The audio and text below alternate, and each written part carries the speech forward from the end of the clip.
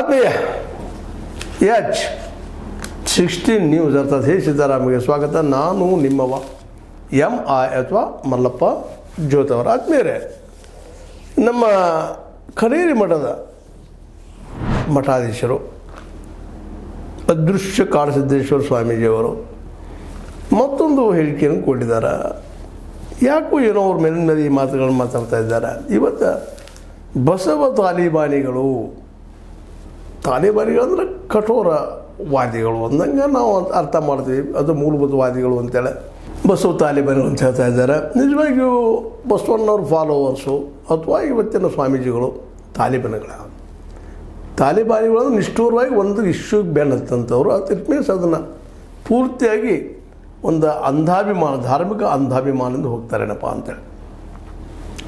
ಇದು ಎಷ್ಟು ಮಟ್ಟಿಗೆ ಸರಿ ಈ ಮಾತು ಮಾತಾಡಿದ್ದು. ಒಬ್ಬರು ಪ್ರಾಜ್ಞರು, ತಿಳುವಳಿಗಿದ್ದಂಥವರು, ಜೊತೆಗೆ ಅವರಿರಲಿ ಯಾರ ಜೊತೆ ಗುರುತಿಸ್ಕೊಳ್ತಾರೋ ಅದು ಮುಖ್ಯ ಅಲ್ಲ. ಹಿಂದುತ್ವ ನೆಲೆಗಟ್ಟಿನಲ್ಲಿ ಅವರು ಅತಿ ಪ್ರಿಯರಿರ್ಬೋದು, ಹಿಂದೂಗಳು ಫಸ್ಟ್ ಅಂತ ಇರ್ಬೋದು, ಏನು ತಪ್ಪಿಲ್ಲ ಅದರೊಳಗೆ. ಅವ್ರ ಅಭಿಪ್ರಾಯ ಸರಿ ಅವ್ರ ದೃಷ್ಟಿಯಲ್ಲಿ. ಆದರೆ ಅದೇ ಕಾಲಕ್ಕೆ ಇನ್ನೊಬ್ಬರು ಅವ್ರು ತಾವು ನಂಬಿಕೆಯನ್ನು ಇಟ್ಕೊಂಡು ಹೋಗ್ತಾ ಇದ್ದಾರೆ. ಹೌದು, ಬಸವಣ್ಣ ಪರಮ ಅವನು ಬಿಟ್ಟು ಮತ್ತೊಂದಿಲ್ಲ ಅಂತ ಅವ್ರ ತಲೆಯಲ್ಲಿದೆ.